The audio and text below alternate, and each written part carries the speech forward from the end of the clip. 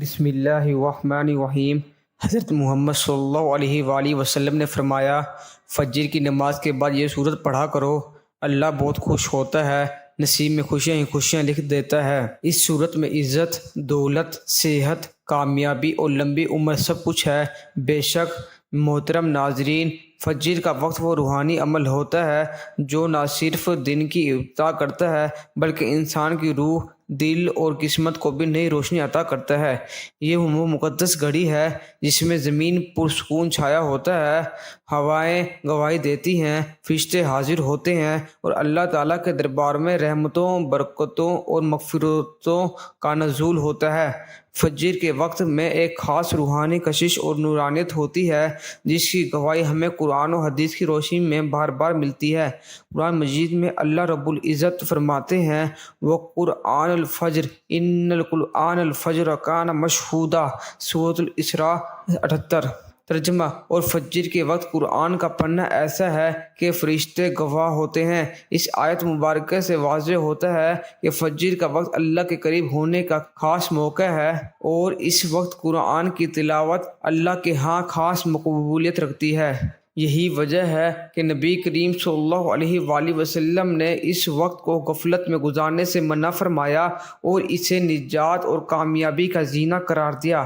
ہمارا آج کا وظیفہ بھی نماز فجر کے بعد قرآن پاک کی ایک بہت ہی مختصر اور بہت ہی پیاری سورت مبارک کو پڑھنے کا عمل ہے، جس کے بارے میں حضرت محمد صلی اللہ علیہ وآلہ وسلم نے فرمایا، جو یہ سورت پڑھتا ہے اللہ تعالیٰ بہت خوش ہوتا ہے، نصیب میں خوشیاں ہی خوشیاں لکھ دیتا ہے۔ اس سورت مبارک میں عزت، دولت، صحت، کامیابی اور لمبی عمر سب کچھ ہے۔ تو اس سورت مبارکہ کے بارے میں جاننے کے لیے گزارش ہے کہ ویڈیو کو آخر تک لازمی دیکھیے گا۔ ناظرین، فجر کا وقت بہت ہی بابرکت ہوتے ہیں۔ یہ وہ لمحے ہوتے ہیں جن میں اللہ تعالیٰ کی خاص رحمتیں نازل ہوتی ہیں۔ جب ایک بندہ نیند آرام کو چھوڑ کر اللہ کے سامنے جھکتا ہے تو آسمانوں سے رحمت کے دروازے کھل جاتے ہیں۔ فجر کی نماز صرف ایک عبادت نہیں بلکہ یہ بندے کی زندگی میں نئی روشنی، نئی امید اور ایک نئی برکت کا آغاز ہوتی ہے۔ نبی کریم صلی اللہ علیہ وآلہ وسلم نے فرمایا، تمہارے لیے صبح کے وقت میں برکت رکھی گئی ہے۔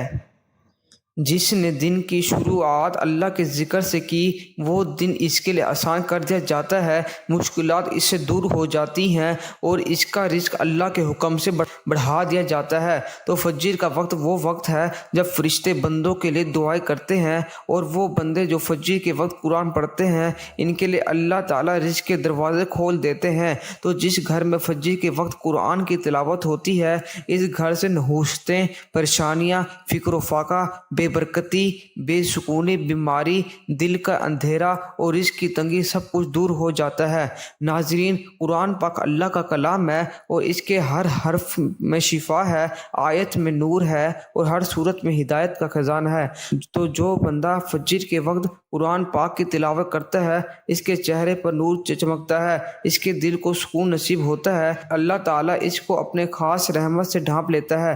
حضرت عثمان بن عفان رضی اللہ عنہ نے فرمایا کہ اگر ہمارے دل پاک ہوتے تو ہم قرآن سے کبھی سیر نہ ہوتے، اور دل کی پاکیزگی کے لیے بہترین وقت فجر کا وقت ہے، جب ہر چیز خاموش ہوتی ہے، ہوا بھی عبادت کرتی ہے، پرندے بھی تسبیح کرتے ہیں اور زمین بھی گواہ بن جاتی ہے ان قدموں پر جو اللہ کی طرف جاتے ہیں۔ اللہ تعالیٰ نے خود قرآن میں فرمایا، بے شک فجر کے وقت قرآن کی تلاوت حاضر کی جاتی ہے، یعنی فرشتے اس کی گواہی دیتے ہیں۔ اس لمحے کی تلاوت کو خاص طور پر لکھا جاتا ہے اور اس کے اثرات انسان کی زندگی میں واضح ہوتے ہیں۔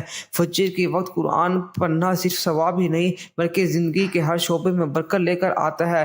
آپ کا دن اچھا گزرتا ہے، فیصلے بہتر ہوتے ہیں، نیتیں صاف ہوتی ہیں، اللہ تعالیٰ دل کو ایسی روشنی دیتا ہے جو مشکلات میں رہنمائی کرتی ہے۔ جو شخص فجر کے وقت قرآن کی تلاوت کو اپنا معمول بنا لیتا ہے اس کی زندگی سے نحوستیں، رکاوٹیں اور غم دھیرے دھیرے ختم ہونے لگتے ہیں، اس کے لیے رزق کے اسباب آسان ہوتے ہیں، اسے ایسے دروازوں سے رزق ملتا ہے جس کا اسے کبھی گمان بھی نہیں ہوتا۔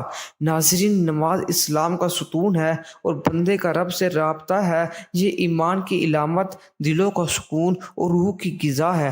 دن میں 5 مرتبہ نماز پڑھنا گویا اللہ تعالیٰ کا حکم اور محبوب صلی اللہ علیہ وآلہ وسلم کی سنت ہے۔ نماز انسان کو برائیوں سے روکتی ہے، شیطان کو دور کرتی ہے اور انسان کو پاکیزگی عطا کرتی ہے۔ جو بندہ نماز قائم کرتا ہے وہ گویا اپنی زندگی کو اللہ کے نور سے منور کرتا ہے۔ نماز کے بغیر زندگی بے مقصد اور دل و دماغ بے چین ہو رہتے ہیں۔ نماز کا پابند انسان اللہ کا محبوب بندہ بن جاتا ہے۔ اسی لیے رسول اکرم صلی اللہ علیہ وآلہ وسلم نے فرمایا، نماز دین کا ستون ہے، جس نے اسے قائم کیا اس نے دین کو قائم کیا۔ بس جو بندہ دنیا و آخرت کی کامیابی چاہتا ہے وہ نماز کو اپنی زندگی کا لازمی حصہ بنا لے۔ اسی طرح نماز فجر دن کی پہلی عبادت ہے جو انسان کی روحانی، جسمانی اور دینی زندگی میں بیداری کا پیغام دیتی ہے۔ فجر کی نماز کی فضیلت بے شمار ہے۔ رسول پاک صلی اللہ علیہ وآلہ وسلم نے فرمایا، جو شخص فجر اور عصر کی نماز پڑھتا ہے وہ جنت میں داخل ہوگا۔ بخاری و مسلم۔ فجر کی نماز مومن کے چہرے پر نور، دل میں سکون اور زندگی میں برکت کا ذریعہ ہے۔ یہ وہ وقت ہوتا ہے جب فرشتے بندوں کے اعمال اللہ کی بارگاہ میں لے جاتے ہیں اور سب سے پہلا سوال نماز کے متعلق ہی کیا جاتا ہے۔ حضرت جندب بن عبداللہ رضی اللہ عنہ سے روایت ہے کہ نبی کریم صلی اللہ علیہ وآلہ وسلم نے فرمایا، جو شخص فجر کی نماز پڑھتا ہے وہ اللہ کی حفاظت میں آ جاتا ہے۔ صحیح مسلم۔ حضرت ابو ہریرہ رضی اللہ عنہ سے روایت ہے کہ رسول اللہ صلی اللہ علیہ وآلہ وسلم نے فرمایا، فجر و عشاء کی نماز منافقین پر سب سے زیادہ بھاری ہے۔ اگر تم جانتے ہو کہ ان میں کیا اجر ہے تو رینگتے ہوئے بھی آتے۔ بخاری و مسلم۔ نبی کریم صلی اللہ علیہ وآلہ وسلم نے فرمایا، 2 رکعت فجر سنت دنیا و مافیہ سے بہتر ہے۔ حدیث صحیح مسلم۔ حضرت عثمان رضی اللہ عنہ سے روایت ہے کہ نبی صلی اللہ علیہ وآلہ وسلم نے فرمایا، جس نے عشاء کی نماز جماعت کے ساتھ پڑھی گویا اس نے آدھی رات قیام کیا، اور جس نے فجر کی نماز جماعت کے ساتھ پڑھی گویا اس نے پوری رات قیام کیا۔ مسلم۔ نبی کریم صلی اللہ علیہ وآلہ وسلم نے فرمایا، جو شخص فجر کی نماز ادا کرتا ہے اس پر جہنم کی آگ حرام کر دی جاتی ہے۔ مسند احمد۔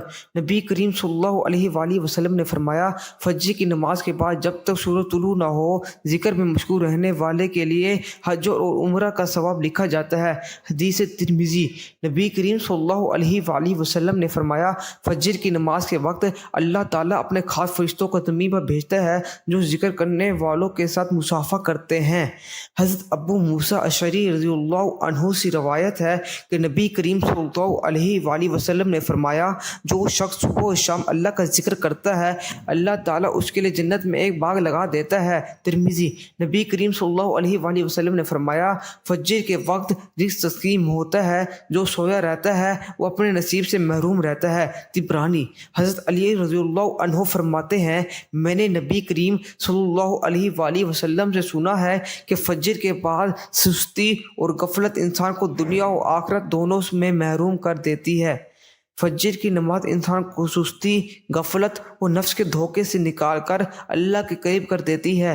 یہ وقت دعا کے قبول ہونے کا ہے اور رزق میں کشادگی کا سبب بھی۔ جو شخص فجر کی نماز کو اہمیت دیتا ہے اس کے دن کا آغاز رحمت، روشنی اور کامیابی سے ہوتا ہے۔ تو فجر کے بعد آپ نے جس سورت مبارکہ کا عمل کرنا ہے وہ سورت کوثر ہے۔ فجر کے بعد سورت کوثر کی تلاوت ایک ایسا روحانی خزانہ ہے جو دنیا و آخرت کی ہر نعمت کا دروازہ کھول دیتی ہے۔ سورت کوثر کا نزول ایسے وقت میں ہوا جب رسول اللہ صلی اللہ علیہ وآلہ وسلم کا کفار طعن و تشنیع کر رہے تھے کہ آپ کے بیٹے نہیں ہیں، آپ کا نام و نشان مٹ جائے گا۔ اس موقع پر اللہ تعالیٰ نے اپنے محبوب صلی اللہ علیہ وآلہ وسلم کو تسلی دیتے ہوئے فرمایا، اِنَّا أَعْطَيْنَاكَ الْكَوْثَرَ فَصَلِّ لِرَبِّكَ وَانْحَرْ إِنَّ شَانِئَكَ هُوَ الْأَبْتَرُ۔ سورۃ الکوثر۔ اِنَّا أَعْطَيْنَاكَ الْكَوْثَرَ، بے شک ہم نے آپ کو کوثر عطا کیا۔ یہ آیت نبی کریم صلی اللہ علیہ وآلہ وسلم کے مقام و مرتبہ کی بلند ترین گواہی ہے۔ الکوثر کا مطلب ہے خیر کثیر، جنت کی نہر، نبوت کی برکت، امت کی کثرت، دین اسلام کی وسعت۔ یہ سب مفاہیم اس بات کی دلیل ہے کہ اللہ تعالیٰ نے نبی پاک صلی اللہ علیہ وآلہ وسلم کو عطا فرمایا جو کسی اور کو نہیں دیا۔ फसल्लि लिरब्बिका वन्हर, बस आप अपने रब के लिए नमाज पढ़िए और कुर्बानी करिए। ये आयत तौहीद और इखलास की तालीम है।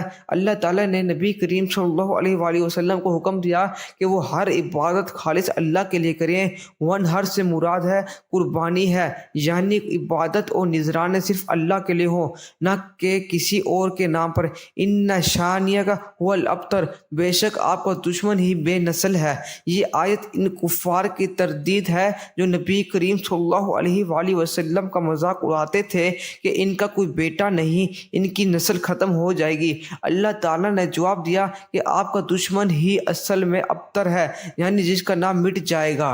आज हम देखते हैं कि नबी करीम सल्लल्लाहु अलैहि वसल्लम का नाम दुनिया के कोने कोने में लिया जाता है, जबकि अबू जहल, आसु बिन वाइल जैसे दुश्मनों को सिर्फ नफरत से याद किया जाता है। अल कौसर का मतलब है खैर कसीर, यानी ये सूरत ऐसी बरकतों से भरी हुई है जिसे भी अल्लाह चाहे इसके रिस्क, इज्जत, माल, औलाद और दीन में खैर अता फरमा देता है। ये सबसे छोटी लेकिन सबसे ज़्यादा अंजाम सूरत है। इसमें अल्लाह रब्बुल इज़्ज़त ने नबी करीम सल्लल्लाहु अलैहि वसल्लम को कौसर यानी खैर कसीर अता करने की खुशखबरी दी है। इस सूरत की तिलावत से दिल को सुकून, रिस्क में बरकत, दुश्मनों पर गलबा, इज्जत और दौलत नसीब होती है। ये सूरत दुश्मनों की साजिशों से निजात का जरिया बनती है। इस सूरत की बरकत से नस्लों को रूहानी, जिस्मानी, दुनियावी फ़वाइद हासिल होते हैं। ये सूरत फजर के वक्त तिलावत करने से बंदे की तकदीर रोशन हो जाती है। इस सूरत की तिलावत से रोज़ी में बरकत होती है। खवा कैसी भी दस्ती हो, दिल को सुकून मिलता है, बेचैनी ख़त्म होती है, नाफरमान औलाद फरमा बरदार हो जाती है, दुश्मन खुद ब खुद बदल लेते हैं, नाम बदनामी इज्जत में बदल जाती है, जादू, बंदिश और नज़र बद का तोड़ बनती है, लंबी उम्र, अच्छी सेहत, पुरसकून ज़िंदगी अता होती है। ज़िंदगी में अचानक खैर के दरवाजे खुलना शुरू हो जाते हैं। हज़रत इमाम हसन बसरी रहमतुल्लाह अलैह फरमाते हैं कि एक बुज़ुर्ग रोज़ाना फजर के बाद सूरत कौसर 70 बार पढ़ते थे। एक दिन ख्वाब में देखा कि इन पर नूर बरस रहा है और फरिश्ते मुबारक दे रहे हैं। इन्होंने पूछा, ये क्या मामला है? जवाब मिला, अल्लाह ने आपको दुनिया और आखिरत दोनों की कौसर अता कर दी है। हज़रत अली रज़ियल्लाहु अन्हु ने फरमाया, कुरान पढ़ो क्योंकि कुरान दिलों को ज़िंदा करता है, इल्म में इजाफा करता है और बंदे को गुमराही से बचाता है। तो फजर का वक्त इसलिए ख़ास है कि इसमें बंदा अपने रब के बहुत ज़्यादा करीब होता है और जो बातें इस वक्त मांगी जाएं वो रद्द नहीं की जाती। फजर के वक्त तिलावत कुरान से इंसान को सुकून मिलता है। नींद के नशे से निकलकर रूहानियत के जाम से सैराब होने का जो लुत्फ है वो बयान से बाहर है। तो नाज़रीन, जो बंदा फजर के वक्त कुरान पाक पढ़ता है, अल्लाह ताला उसको लंबी उम्र अता फरमाता है, इसके लिए सेहत में बरकत देता है, इसकी दुआएं कबूल करता है और इसकी नस्लों तक खैर का सिलसिला जारी फरमा देता है। आप कभी गौर करें कि जिन लोगों की ज़िंदगियाँ कामयाब, मुतमईन और बाबरकत होती हैं, इनकी सुबह कुरान से मुनव्वर होती है। दुनिया और आखिरत की कामयाबियाँ अगर आप भी चाहते हैं तो फजर की नमाज के बाद आप कुरान की तिलावत को अपना मामूल बना लें। इसके हवाले से अगर कोई बंदा परेशान है, चाहे वो बेरोज़गार हो, कारोबार में रुकावट हो, कर्ज में डूबा हुआ हो, इसकी रिस्क में बरकत ना हो, तो फजर के वक्त थोड़ी देर के लिए सिर्फ कुरान की तिलावत शुरू कर दे, रोज़ाना का मामूल बना ले। चंद दिनों में इसकी ज़िंदगी बदल जाएगी।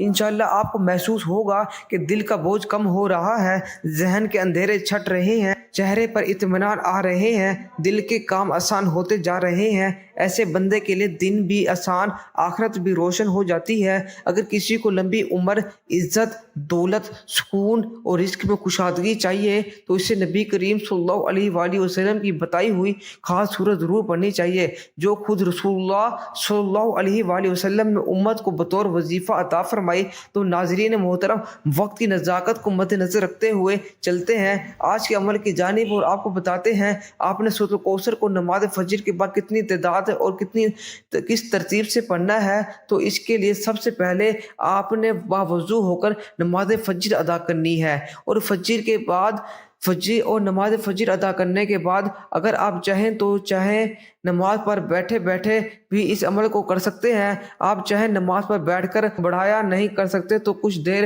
بعد چلتے پھرتے جب جہاں جیسے آپ کو وقت مل جائے آپ نے اس عمل کو کر لینا ہے۔ ناظرین محترم، اس عمل کو کرنے کے لیے کچھ احتیاط ہیں۔ آپ نے جھوٹ سے پرہیز کرنا ہے، غیبت نہیں کرنی، سچائی، عاجزی اور صفائی کا خیال رکھنا ہے، رزق کے حلال پر قائم رہنا ہے، سچے دل، خلوص نیت اور کاملین کے ساتھ اس عمل کو کرنا ہے۔ خواتین ایام خاص میں صرف دل میں نیت کر کے سورۃ الکوثر سن سکتی ہے۔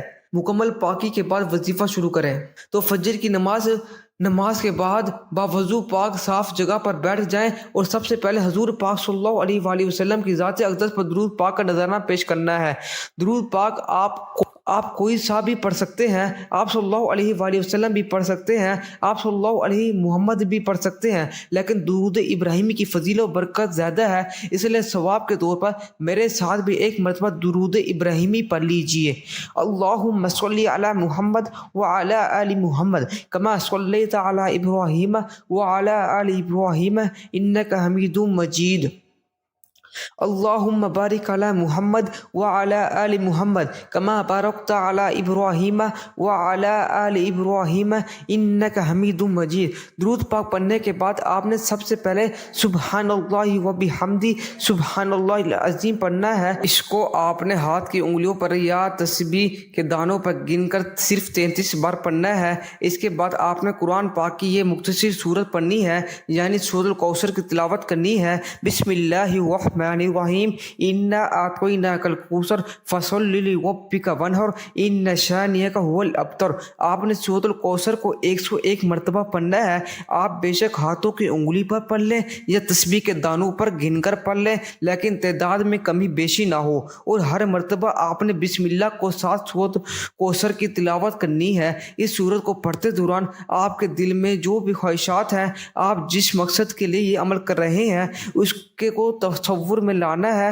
یہ عمل آپ رزق، عزت، کامیابی، دشمنوں سے نجات، بیماری سے شفا، رشتہ دار، کاروبار، اولاد، دل کی سکون، غرض کسی بھی مقصد کے لیے کر رہے ہیں تو اس کو اپنے ذہن میں رکھتے ہوئے یہ عمل کرنا ہے۔ جب آپ سورۃ الکوثر کو بتائی ہوئی گئی تعداد میں پڑھ لیں تو اس کے بعد آپ نے اللہ تعالیٰ کے 3 ناموں کی تسبیح پڑھنی ہے۔ تینوں ناموں کو ملا کر پڑھیں گے تو ایک شمار ہوگا۔ اس طرح آپ نے یا اللہ، یا فتاح، یا غنی، ان 3 ناموں کو ایک تسبیح پڑھ لینی ہے، اور اس کے بعد آخر میں اتنا ہی درود پاک پڑھ لینا ہے جتنا وظیفہ شروع کرنے سے پہلے پڑھا تھا، اور پھر اللہ تعالیٰ کی بارگاہ میں عاجزی کے ساتھ دعا مانگ لینی ہے۔ اے رب کوثر، مجھے اپنی کوثر جیسی رحمت عطا فرما، مجھے نصیب میں عزت، دولت، صحت، خوشی، قرضوں سے نجات، اولاد کی فرما برداری اور ایمان والی زندگی و موت لکھ دے، آمین۔ ناظرین، اس عمل کے ساتھ ساتھ آپ نے نماز کی پابندی لازمی کرنی ہے، نماز پنجگانہ وقت پر ادا کرنی ہے، اور تلاوت قرآن کو اپنا معمول بنا لینا ہے، اور اپنا بیشتر وقت اللہ کے ذکر و اذکار میں گزارنا ہے۔ دعا ہے کہ اللہ تعالیٰ نیکی کی بات کو سننے، سمجھنے اور پر عمل کرنے کی توفیق عطا فرمائے۔ میرا سنانا اور آپ کا سننا اپنی بارگاہ میں قبول و منظور فرمائے، آمین۔